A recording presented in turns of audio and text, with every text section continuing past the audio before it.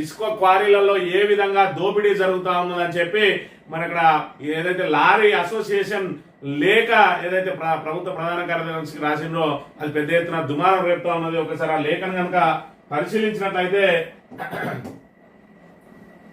శ్రీల గౌరవనీయులైన principal secretary గారికి, ఇసుక పాలసీ కమిటీలో ఉన్న అధికారులందరికీ నమస్కారం. అయ్యా, విషయం ఏమనగా గత కొన్ని నెలలుగా టీజీఎంసీ నిర్వహించిన ఇసుక డంపింగ్ టెండర్లు దక్కించుకున్న కాంట్రాక్టర్లు అవకతవకలకు పాల్పడుతూ గవర్నమెంట్ కు ప్రతిరోజు 2,30,72,000 రూపాయలు వచ్చే రెవెన్యూ ఆదాయాన్ని గండిపెడుతున్నారు.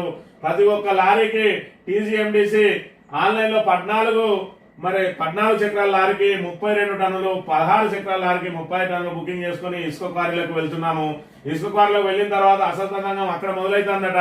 అక్కడ ఉన్న కాంట్రాక్టర్ మనుషులు ఒక్కొక్క లారీ దగ్గర 2,500 తీసుకుని లోడింగ్ చేయడంతో పాటు 12,000 రూపాయలు దౌర్జన్యంగా తీసుకుని ఒక్కో లారీకి 28 టన్నుల నుంచి 30 టన్నుల దాకా ఓవర్లోడ్ నింపుతున్నారు. అంటే పోవాల్సిందే 32 టన్నులు అయ్యా అంటే దానికి 28 టన్నులు అదనంగా మరి ఓవర్లోడ్ నింపుతున్నారు. అక్కడికి వెళ్ళిన డ్రైవర్లు మాకు ఓవర్లోడ్ వద్దు, మేము డబ్బులు ఇవ్వనంటే ఆ లారీలను లోడింగ్ పెట్టలేదు. ఏమిటి దౌర్జన్యం అని పరిస్థితి, మీరు ఎవరు చెప్పుకుంటారో చెప్పుకోరని చెప్పి దుర్భాషలాడుతా ఉన్నారంటే లారీల వేదన ఏ విధంగా ఉన్నాయి. లారీ డ్రైవర్లు ఓవర్లోడ్ తీసుకుపో మహాప్రభు, మాకు ఎంతైతే అలొకేషన్ ఉన్నదో అంతే ఇవ్వండి అని అంటే లేదు మీరు తీసుకుపోవాల్సింది అని చెప్పి ఒక్కో లారీ నుంచి 14,500 రూపాయలు, సుమారు 14,500 రూపాయలు వసూలు చేస్తా ఉన్నారు అని అంటే మరి ఇక్కడ ఇసుక ఏదైతే క్వారీల ద్వారా ఏ మేరకు దోపిడీ జరుగుతా ఉన్నది. మరి ఇక్కడ మంత్రి శ్రీధర్ బాబు గారు చూసుకున్నట్టయితే మంతనిలో మరి ఇక్కడ ఇసుక అంతా దోపిడీకి గురైతుంది అని చెప్పి గత ప్రభుత్వంలో దోపిడీకి గురైతుందని ఇప్పుడు చెప్పాలి శ్రీధర్ బాబు దీనికి సమాధానం.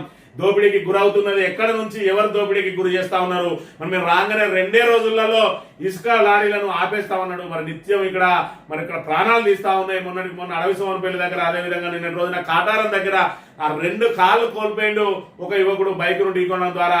ఒకవైపు ఈ ప్రమాదాలు, మరోవైపు ఈ రకంగా ఇసుక దోపిడీ. 32 టన్నులు పోయే లారీకి అదనంగా 28 టన్నులు వేసుకపోతా ఉన్నారంటే ప్రభుత్వ ఆదాయానికి ఏమైనా గండి కొడతా ఉన్నారు. ఈ డబ్బులన్నీ ఎవరి జేబులలోకి పోతా ఉన్నాయో మరి శ్రీధర్ బాబు సమాధానం చెప్పాల్సిన అవసరం ఉన్నది. మరి ఈ విధంగా ఎవరైనా ప్రశ్నిస్తే ఏ విధంగా ఉంటది అని అంటే, ప్రశ్నిస్తే వాళ్ళ బతుకులు ఏ విధంగా ఉంటాయి అని అంటే, ఇక్కడ ఒక కాంగ్రెస్ నాయకుడు, ఈయన మరి ఇక్కడ మాజీ డిసిసి అధ్యక్షుడు